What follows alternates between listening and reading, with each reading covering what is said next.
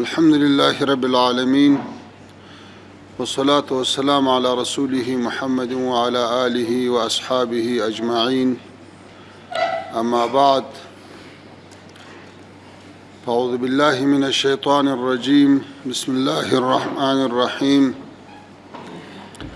وتعاونوا على البر والتقوى ولا تعاونوا على الإثم والعدوان صدق الله العظيم.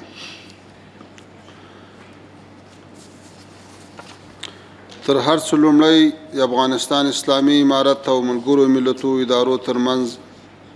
د مشرتابه کچې څلورمې ناستې ټولو درنو ګډونوالو ته یو وار بیا د زړه له کومې ښه راغلاست وایم. هر کله راسئ. درنو حاضرینو، موږ په داسې حال کې سره راټول شوي یو چې د الله تعالی په فضل په هیواد کې هغه جګړه پای ته رسېدلې چې څه باندې 4 لسیزې د افغانانو ژوند تریخ کړی، اقتصاد یې ځپلی او د میلیونونو افغانانو د بېکورۍ سبب شوې وه. اوس چې الحمدلله جګړه نشته، د دې وخت را رسېدلی چې ټولې هڅې د هیواد پر رغونې او پرمختګ متمرکزې شي. د افغانستان اسلامي امارت په خپل ټول توان هڅه کوي چې هیواد بیرته په خپلو پښو ودرېږي او په بشري او پرمختیایي ډګرونو کې ځان بسیاینې ته ورسیږي. د نن ناستې لپاره چې د اقتصادي ثبات، روغتیا او تغذیه، تعلیم، معیشت، غذایي امنیت او زراعت، له مخدره موادو سره مبارزې، اقلیمي بدلون او اوبو، مهاجرینو او داخلي بې ځای کېدنې او د تصمیم نیونې لپاره اړینو احصایو کومې 9 موضوعګانې غوره شوي د افغانستان اسلامي امارت په ټولو ساحو کې او د خپلو امکاناتو په حدودو کې له منظم پلان سره سم فعالیت کوي. زه د دغو موضوعاتو جزئیاتو ته نه داخلیږم ځکه چې په تالار کې حاضر د محترمو سکتوري ادارو استازي به په اړه مفصل معلومات وړاندې کوي، خو د بیلګې په توګه یو څو موضوعاتو ته اشاره کوم. د اقتصادي ثبات په برخه کې د حکومت لخوا پر مخ وړل کېدونکو برنامو ترڅنګ د خصوصي سکتور د ودې او هڅونې لپاره شپه او ورځ کار کوي چې تر ټولو غوره ثبوت یې دا دی چې د حکومت په رأس کې اقتصاد ته ځای ورکړل شوی او د ریاست الوزرا اقتصادي معاونیت تر مشرۍ او لارښوونې لاندې اقتصادي کمیسیون له منظم پلان سره سم فعالیت کوي. په دغو نږدو وختونو کې د صنعتي پارکونو لپاره 33,000 هکتاره ځمکه ځانګړې شوې. ډېر کوچني کاروبارونه له مالیې څخه بیخي معاف شوي او په عموم کې د مالیې اندازه د پخوا په پرتله په پام وړ توګه ټیټه شوې. د افغاني ثبات ساتل شوی. د کاروبارونو د تمویل لپاره د کوچنیو پورونو 5 ادارو ته جواز ورکړل شوی او 5 نور جوازونه تر کار لاندې دي. په هیواد کې د مخدره موادو د کښت، قاچاق او کارونې پر ضد مبارزه او د مخکینیو معتادینو درملنه په بریالۍ توګه پر مخ روانه ده. په همدې توګه د اقلیمي بدلون، اوبو مدیریت، زراعت او غذایي امنیت په برخه کې لوی پروژې د تطبیق په حال کې دي چې په بشپړېدو سره به په اړوندو ډګرونو کې د لوی بدلون شاهدان یو. سږکال له داخلي بودیجې څخه د څه باندې 400 چک ډیمونو جوړولو کار روان دی چې تر نیمایي زیات جوړ شوي او د پاته هغو به هم په 2 میاشتو کې کارونه بشپړ شي. خپل وطن ته له ګاونډیو هیوادونو څخه د راستنېدونکو هیوادوالو د ښه راغلاست او له هغوی سره د مرستې لپاره د اړوند کمیسیون تر مشرۍ لاندې دوامدار کار روان دی چې د نورو خدماتو ترڅنګ هرې راستنېدونکې کورنۍ ته 10,000 افغانۍ ورکول کیږي. دا ډول اوږدمهاله برنامې د هیواد په تاریخ کې بې ساري دي. مګر په هیواد کې 2 لسیزې جګړه تېره شوې چې له کبله یې اوښتي زیانونه دومره ستر او ژور دي چې د حکومت اوسنۍ مالي امکانات یې د جبران لپاره کفایت نه کوي او په لنډ مهال کې نړیوالو مرستو ته اړتیا په خپل ځای پاتې ده. درنو حاضرینو،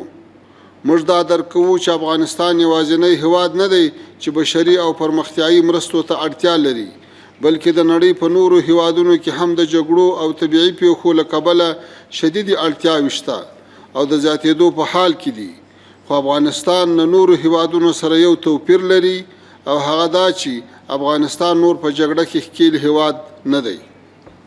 بلکې له جګړې وروسته حالت کې قرار لري او مرسته ورسره کول د پانګونې او د سبا ورځې د اړتیاو د ختمونې په معنا ده.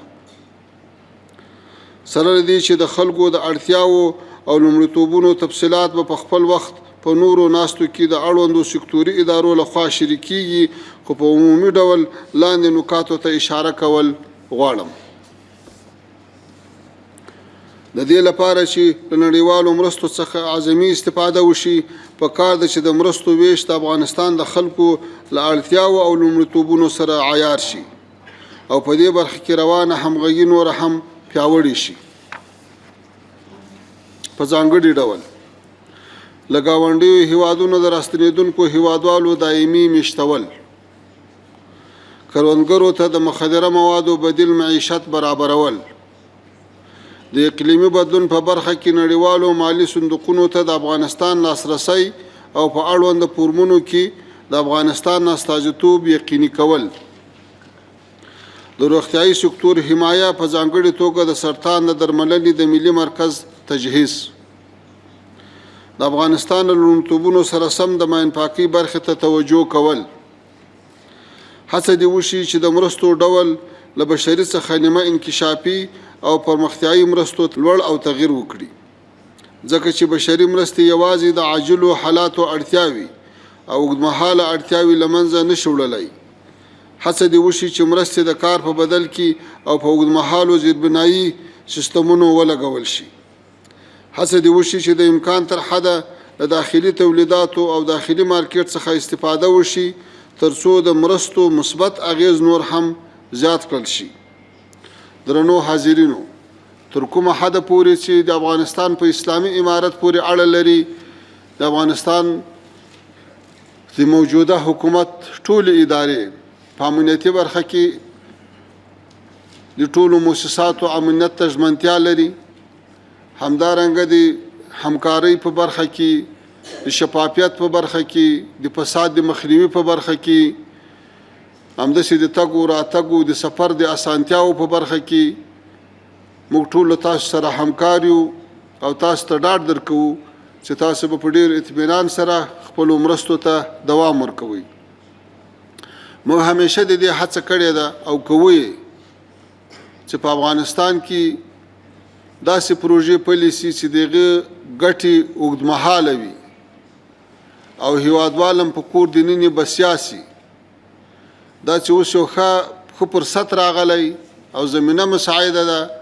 نو دواړه طرفه هم اسلامي امارت او هم نړیوال سازمانونه